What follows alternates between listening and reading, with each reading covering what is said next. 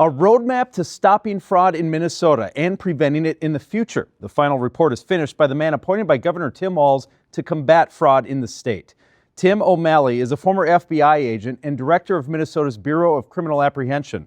His 57-page report centers on the fact that the state's fraud vulnerabilities have existed for decades, despite warnings and suggestions over the years that were never implemented.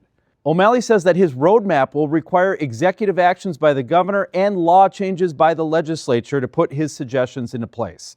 That includes appointing a nonpartisan, independent monitor to oversee fraud prevention. Somebody independent who comes in and says, listen, I'm not reporting to that commissioner. I'm not friends with that legislator. I'm not working for the government or the governor.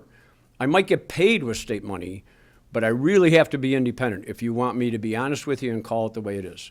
Somebody has to call balls and strikes and not feel any concern about offending somebody or causing problems for any individual or any agency. O'Malley answered every question. I asked him why he thinks the fraud was able to continue for so long, and he talked about how there needs to be a culture shift among state workers. There'll be a need for a cultural shift within the state, within state agencies. People engage in public service, from my observation, from meeting with people, because they care.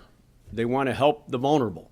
And I think there became a mindset of our job is more based on compassion than compliance, and that's misplaced. If state workers want to provide services, want to directly help people in need, then they should go work for a provider. They should deliver the wheelchairs. They should do the bed baths. They should take people to medical appointments. The state has a responsibility to make sure those things happen by protecting state payer money, by making sure that the money that is given to those that provide those services, that money goes for that. O'Malley's work is now done, and the focus shifts to if and how the state will implement his suggestions. I'm Lou Raguse. Follow for more news.